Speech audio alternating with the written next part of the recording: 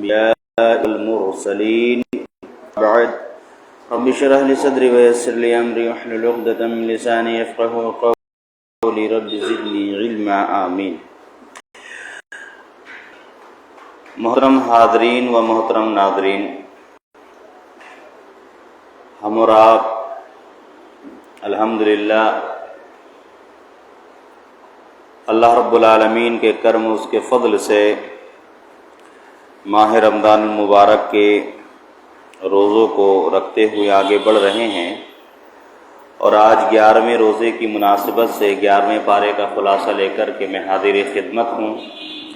11واں پارہ جو یعتذرون لفظ سے شروع ہوتا ہے، یعتذرون کلمے سے شروع ہوتا ہے، اس پارے میں سورہ توبہ کا آخر کا باقی کا حصہ ہے اور سورہ یونس اس میں مکمل ہے۔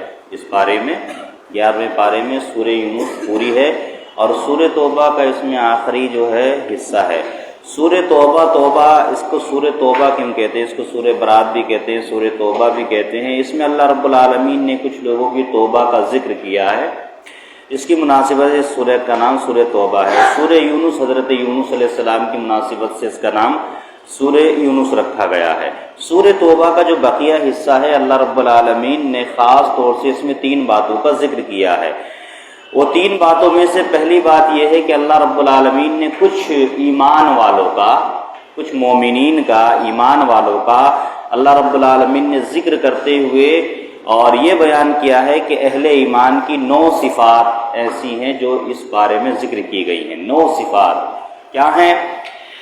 پہلی صفت ہے التائبون، مومنین وہ ہیں جو توبہ کرنے والے ہیں۔ العابدون، مومنین وہ ہیں جو عبادت کرنے والے ہیں۔ الحامدون، مومنین وہ ہیں جو اللہ کی حمد، اللہ کی ہر حال میں تعریف کرنے والے ہیں۔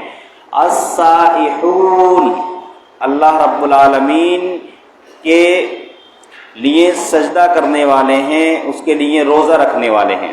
السائحون روزہ رکھنے والے ہیں۔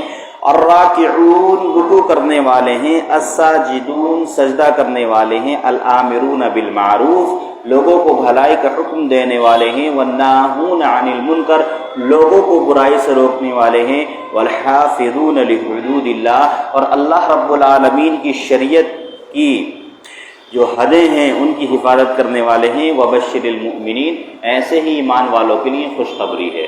تو یہ 9 صفت ہو گئی۔ نمبر 1 توبہ کرنے والے، نمبر 2 عبادت کرنے والے، حمد کرنے والے، روزہ رکھنے والے، رکوع کرنے والے، سجدہ کرنے والے، نیک کاموں کا حکم کرنے والے، بری باتوں سے منع کرنے والے، اللہ کی حدود کی حفاظت کرنے والے۔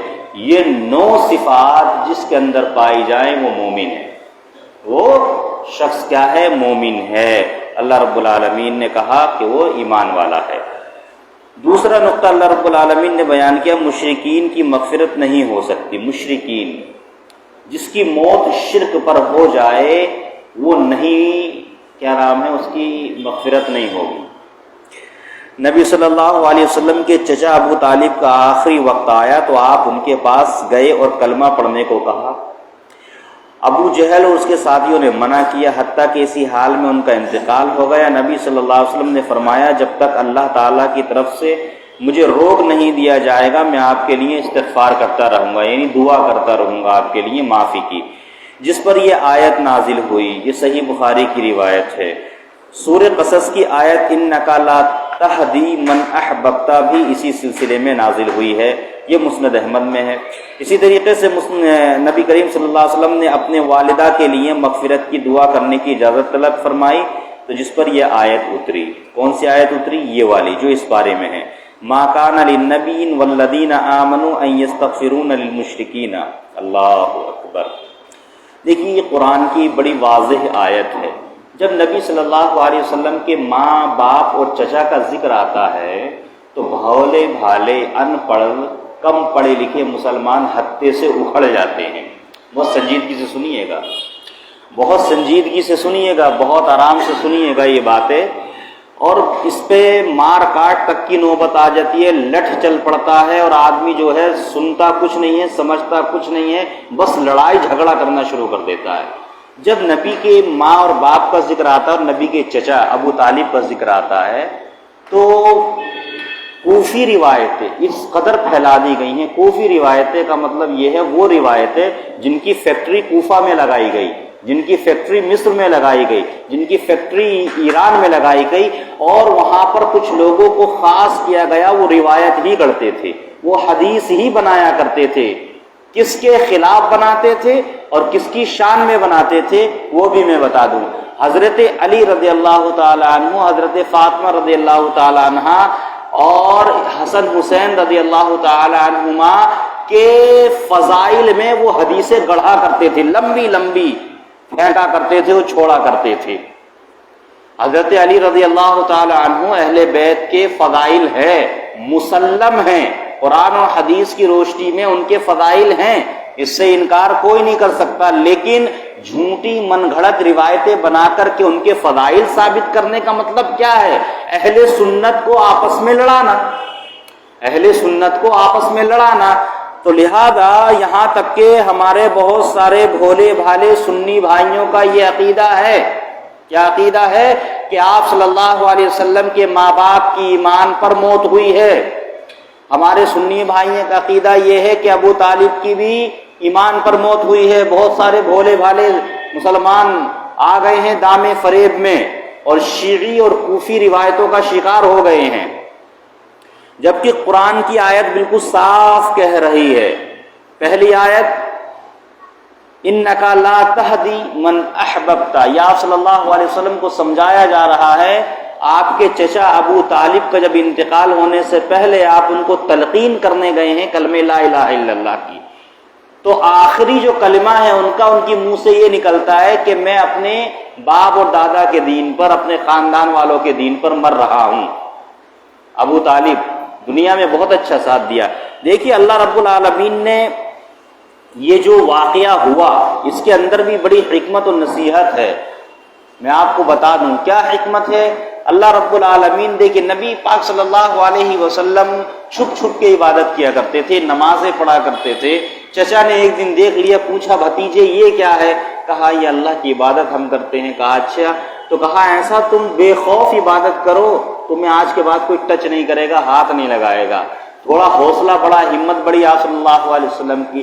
آپ صلی اللہ علیہ وسلم کے پاس جب کفار مشرکین سمجھوتا کرنے آئے، بڑے بڑے سردار، کہ بھئی مکے کی سرداری لے لو، مکے کی سب سے خوبصورت عورت سے نکاح کر دیں گے اور کیا نام ہے دولت دے دیں گے اتنی اتنی، لیکن تم کیا نام ہے اپنے بھتیجے کو سمجھا دو کہ وہ ہمارے بتوں کو برا بھلا نہ کہے. چچا گئے، چچا نے کہا کہ بیٹے بوڑھا ہو چکا ہوں، ان پہ اتنا ہی بوجھ ڈالو جتنا یہ اٹھا سکیں. آئے تھے سردار میرے پاس میں، ایسے ایسے پیشکش کر کے گئے ہیں. آپ صلی اللہ علیہ وسلم نے کہا چچا میرے ایک سورج پہ چاند، وہ ایک ہاتھ پہ چاند دوسری ہتھیلی پہ سورج لا کر کے وہ لوگ رکھ دے، تب بھی میں اپنے اس کام سے باز نہیں آؤں گا. یہ آپ صلی اللہ علیہ وسلم نے کہا. اس کے باوجود بھی چچا ڈٹے رہے. کہا ٹھیک ہے بھتیجے جاؤ، تم خوب دعوت و تبلیغ کرو. ابھی دیکھیے ایمان میں داخل نہیں ہوئے ہیں، لیکن جو خاندانی خون ہے، جو خاندانی خون ہے، رشتہ داری کا خون ہے، وہ جذبات میں بھتیجے کو پالا پوسا، بھائی بڑا کیا ہے، محبت بھی ہے، مگر دین کا معاملہ دیکھو، دین کا لکم دینکم ولی دین، تمہارے لیے تمہارا دین، میرے لیے میرا دین. اب سارا کچھ ہونے کے باوجود خاتمہ ایمان پر نہیں ہوا. اس سے دو چیزیں، پہلی چیز یہ ہے کہ ہدایت دینا یہ نبی کی ذمہ داری نہیں، یہ اللہ کی ذمہ داری ہے. ہاں، تاکہ لوگ بعد میں نبی کو اللہ نہ سمجھ بیٹھے. نبی کا ایک اسٹینڈرڈ ہے، نبی کا ایک درجہ ہے، وہ کہاں تک ہے اللہ نے دکھا دیا اس واقعے کے ذریعہ سے کہ نبی کا کام صرف اور صرف پہنچانا ہے، ہدایت دینا نبی کا کام نہیں، وہ اللہ کا کام ہے. پہلی چیز تو اللہ نے اس واقعے سے یہ سمجھائی ہے کہ نبی بھی انسان ہے، بشر ہے، اور اس کی بھی ایک حد ہے، اس کے آگے نبی نہیں بڑھ سکتا. اس کے باوجود بھی لوگوں نے نبی کو کہاں بڑھا دیا؟ وہی جو مستوی عرش تھا خدا ہو کر مدینے میں اتر پڑا ہے مصطفیٰ ہو کر، یعنی اللہ ہی محمد ہے، محمد ہی اللہ ہے. اس کے باوجود بھی لوگوں نے آپ صلی اللہ علیہ وسلم کو اتنا بڑھا دیا، جبکہ اللہ نے کھلے کھلے واضح اشارے دے دیے قرآن کریم میں۔ تو اس واقعے کے ذریعے سے اللہ رب العالمین یہی بتانا اور سمجھانا چاہتا ہے کہ اللہ رب العالمین کے ذمے ہدایت ہے، نبی کے ذمے نہیں ہے۔ نبی کا کام صرف پہنچا دینا ہے، ہمارا بھی کام صرف پہنچا دینا ہے۔ ہدایت دینا اللہ کا کام ہے، ہدایت دینا اللہ کا کام ہے۔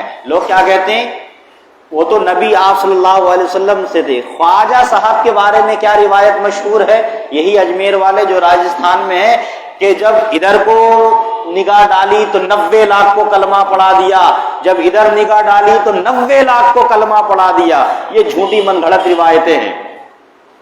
جب نبی چچا کے اوپر محنت کر کے ساتھ رہ کے ان کو اپنی مرضی کے مطابق کلمہ نہ پڑھا سکے، اللہ نے کہہ دیا انک لا تہدی من احببت، اے نبی آپ کی مرضی کے مطابق جس کو چاہے ہدایت مل جائے، ایسا نہیں ہو سکتا۔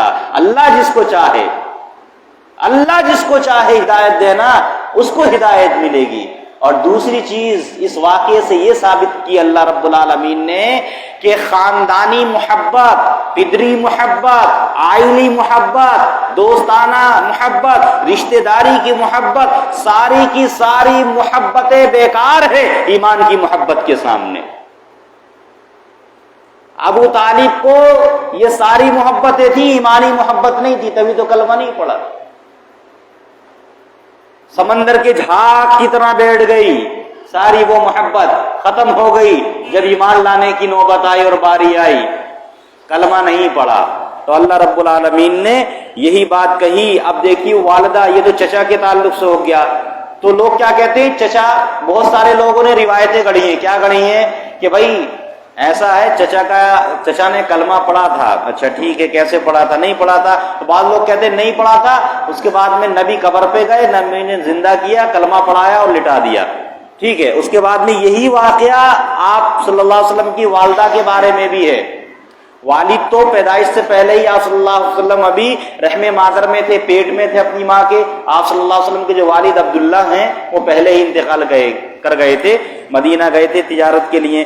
اسی طریقے سے آپ صلی اللہ علیہ وسلم کی جو ماں تھیں وہ آپ صلی اللہ علیہ وسلم کے والد کی قبر کی زیارت کرنے کے لیے گئیں، راستے میں واپس آ رہی تھی، مدینے کے پاس ایک جگہ ہے، غالباً مدینے میں ہی ہے، ابوا نامی جگہ پر ان کا انتقال ہو جاتا ہے والدہ کا، اور آپ صلی اللہ علیہ وسلم ابھی چھوٹے ہیں۔ وہاں سے پھر جو ہے طیبہ جو لونڈی ہوتی ہیں وہ آپ صلی اللہ علیہ وسلم کو لے کر کے اور پھر چچا تک پہنچاتی ہے آپ صلی اللہ علیہ وسلم کو۔ بہرحال تو آپ کی والدہ کے بارے میں ہے، ما کان للنبی، ان کے کسی نبی کے لیے یہ جائز نہیں ہے، والذین آمنوا، اور اہل ایمان کے لیے، ان یستغفروا للمشرکین، کہ وہ مشرکین کے لیے توبہ اور استغفار کریں، استغفار کی دعائیں کریں۔ اب ہم اس کے آگے کیا کہہ سکتے ہیں؟ اب یہی بات کہہ دو تو بھولے بھالے سنی مسلمان لٹ لے کے آپ کے سر پیچھے پڑ جائیں گے، ہیں نبی کی والدہ کو مشرک کہہ رہے ہو تم؟ قرآن کی آیت کہہ رہی ہے۔ نبی نے کیا کہا تھا؟ اپنی ماں کے لیے اجازت مانگی تھی کہ اللہ مجھے اجازت دے دے کہ میں اپنی ماں کے لیے استغفار کی دعائیں کروں۔ اللہ نے منع کر دیا، قبر کی زیارت کی اجازت دے دی، قبر کی زیارت کی اجازت دے دی، لیکن استغفار کرنے کی اجازت نہیں دی۔ یہ تو آپ کی والدہ ہیں، قرآن کہہ رہا ہے، سورہ توبہ کی آیت نمبر 113 اور 14 اٹھا کے پڑھ لیجئے، اور اس کا شان نزول صحیح احادیث کی روشنی میں پڑھ لیجئے کہ ما کان للنبی والذین آمنوا ان یستغفروا للمشرکین، کہ کسی نبی کے لیے اور اہل ایمان کے لیے بھی یہ جائز نہیں ہے کہ وہ مشرکوں کے لیے استغفار کریں۔ اچھا، جب آپ صلی اللہ علیہ وسلم کے ماں باپ کا ذکر آتا ہے اور یہ کہہ دیا جاتا ہے کہ بھائی ان کا ایمان پر انتقال نہیں ہوا قرآن حدیث کی روشنی میں، تو لوگ بڑا بفرتے ہیں، بڑا بھڑکتے ہیں، بڑا تعجب کرتے ہیں۔ یہ تعجب کس بات کا، جبکہ قرآن میں ایسی مثالیں ڈھیر ساری ہیں؟ نہیں ہیں۔ پہلی مثال حضرت ابراہیم علیہ السلام کون ہیں؟ ابو الانبیاء ہیں۔ کون ہیں؟ ابو الانبیاء، انبیاء کے باپ ہیں، نبی کے نہیں، نبیوں کے باپ ہیں۔ کون؟ حضرت ابراہیم علیہ السلام۔ ان کا باپ کیا تھا؟ آزر، بت فروش تھا یا نہیں تھا؟ بتوں کی عبادت پوجا پرستش کرنے والا تھا نہیں تھا ابراہیم علیہ السلام کا باپ آزر۔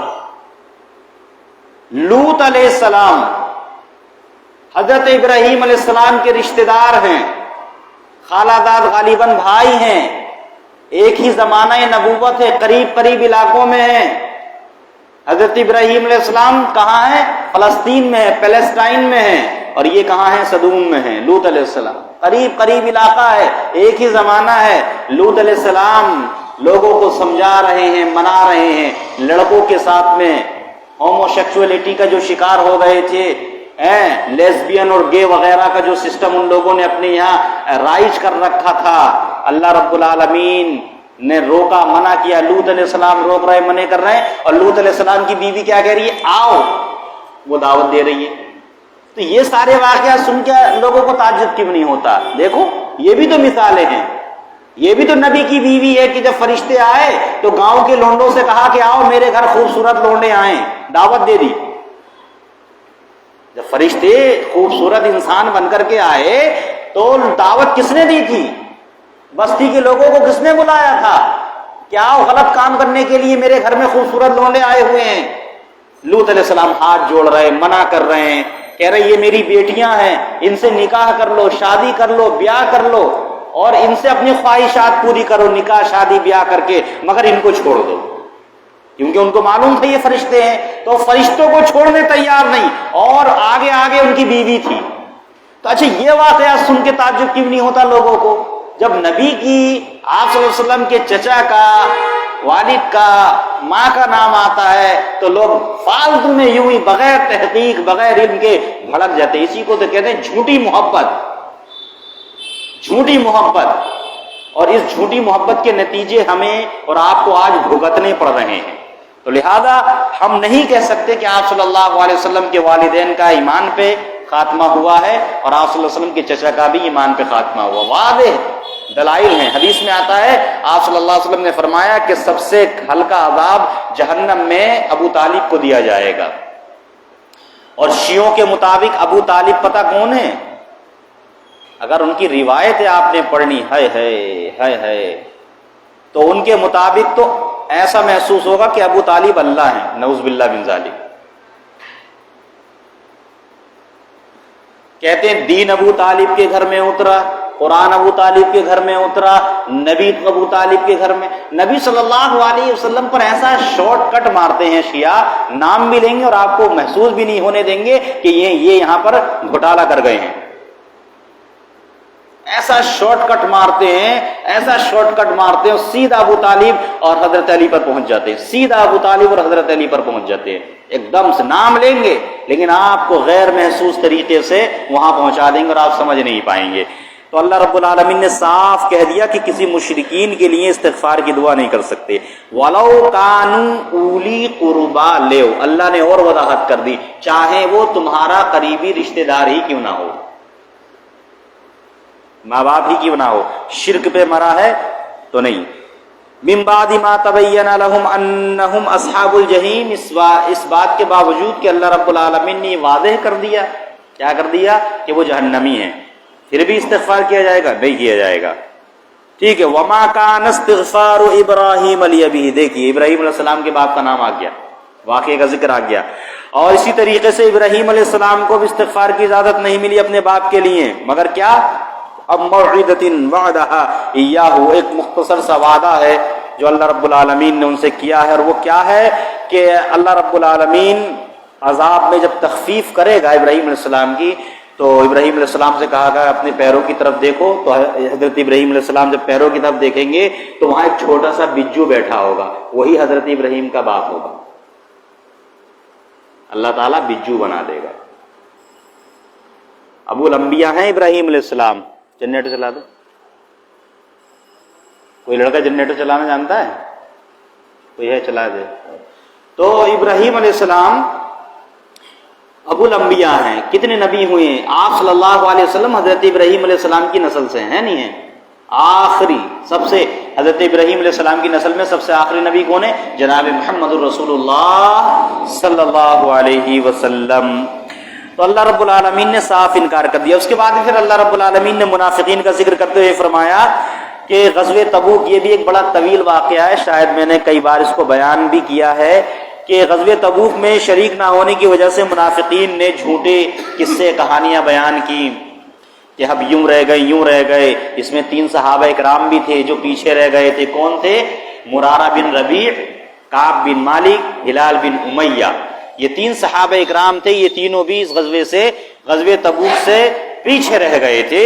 تو انہوں نے آ کر کے جھوٹ نہیں بولا، انہوں نے سچ کہہ دیا کہ اللہ کے رسول ایسے ہم جو ہے وہ رہ گئے. اللہ کے رسول صلی اللہ علیہ وسلم نے بائیکاٹ کر دیا ان لوگوں سے، اور کافی دنوں تک اللہ کے رسول صلی اللہ علیہ وسلم نے بائیکاٹ رکھا، بول چال نہیں کی. پھر اللہ رب العالمین نے ان کی توبہ قبول کی، وحی کا نزول ہوا اور کہا لقد تاب اللہ رب العالمین نے کیا ہے ان لوگوں کی توبہ کو قبول کر لیا. لہذا منافقین نے جو ہے جھوٹی قصے کہانیاں سنائے، اور کیا کہا؟ اللہ کے رسول صلی اللہ علیہ وسلم کو مارنے تنگ کرنے کے لیے انہوں نے ایک مسجد بنائی جس کا نام ہے مسجد زرار. اللہ تعالیٰ نے نبی کو اس میں کھڑا ہونے سے منع فرما دیا، کہا نہ جانا نہیں. اور ان لوگوں نے پلاننگ بنائی تھی آپ صلی اللہ علیہ وسلم کو ماریں گے.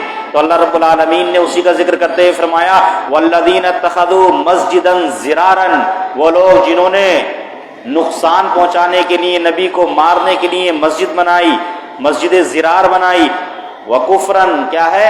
اللہ رب العالمین سے بغاوت کرتے ہوئے، کفر کرتے ہوئے، وتفریقا بین المؤمنین، اور مسلمانوں کو علیحدہ کرنے کے لیے، وارصادا لمن حارب اللہ ورسولہ، اللہ اور اس کے رسول صلی اللہ علیہ وسلم سے جنگ پر ابھارتے ہوئے.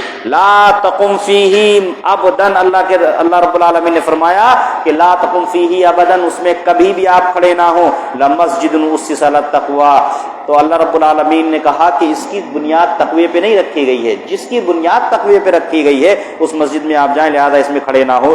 اور بھی بہت سارے گھوٹالے ہیں ان منافقین کے، بہت زیادہ انہوں نے پریشان کیا آپ صلی اللہ علیہ وسلم کو.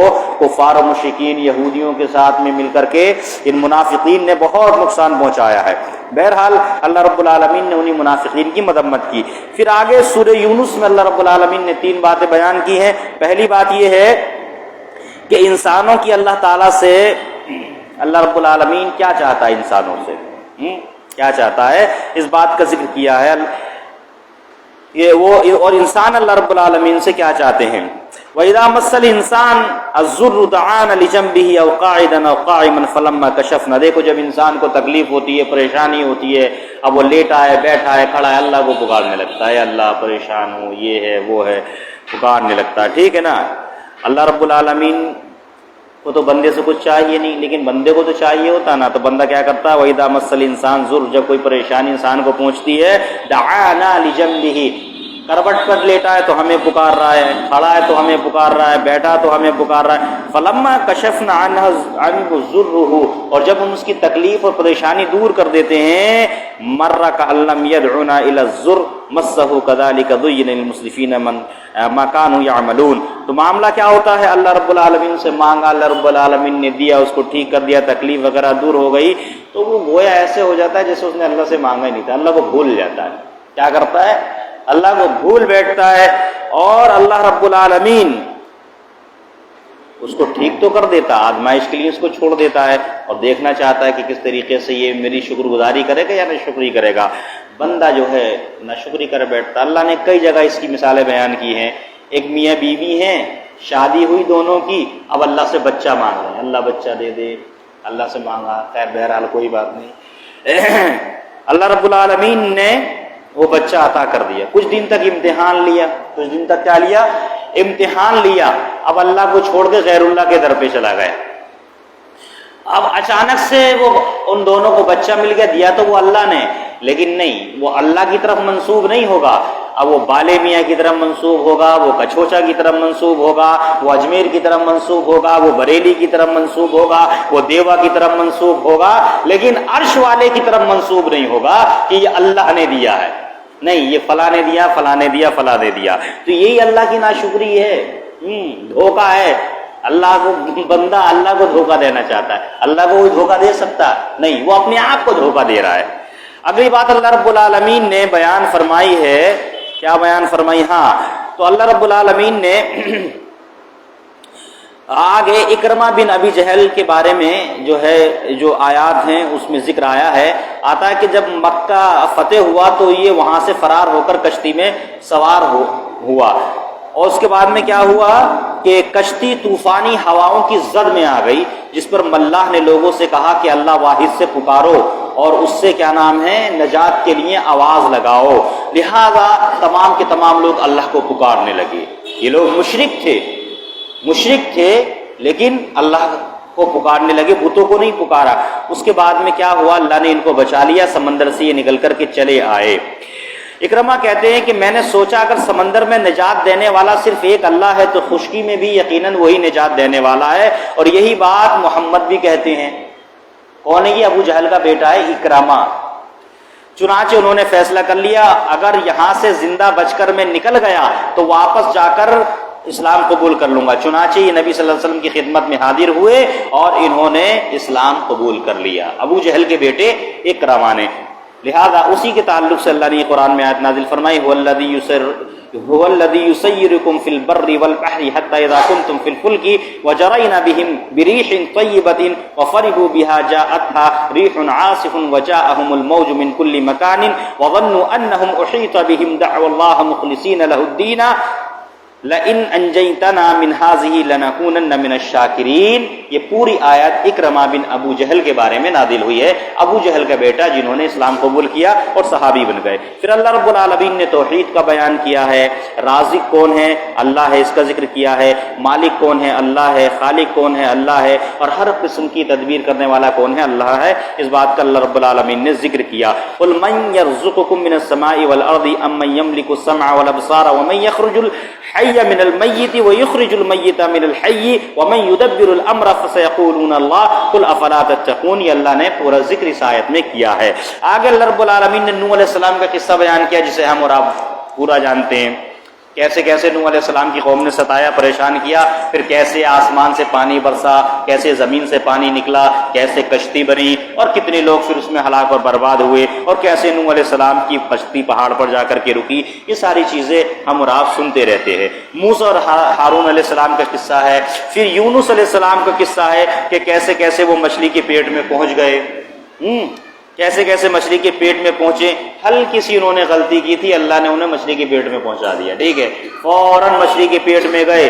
3 اندھیروں میں ہیں، ہے نہیں ہے، 3 اندھیروں میں ہیں، 3 اندھیروں میں ہیں، ظلمات میں ہیں، اور وہاں پکار رہے ہیں لا الہ الا انت سبحانک انی کنت من الظالمین۔